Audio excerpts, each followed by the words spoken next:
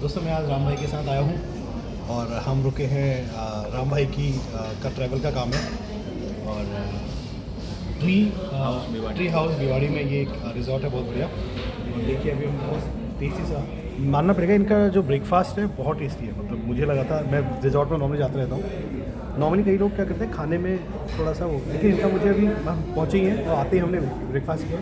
Thank you so much Ram भाई कि आपने इतना अच्छा ब्रेकफास्ट मुझे करवाया। अब आपको एक बार प्रॉपर्टी का विज़िट करवाता हूँ, चलिए।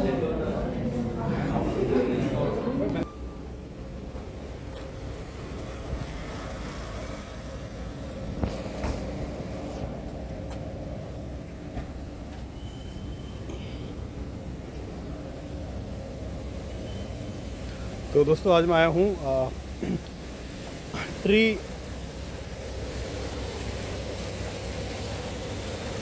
रिजॉर्ट में और ये आप देख सकते हैं यहाँ से एंट्रेंस है इसका।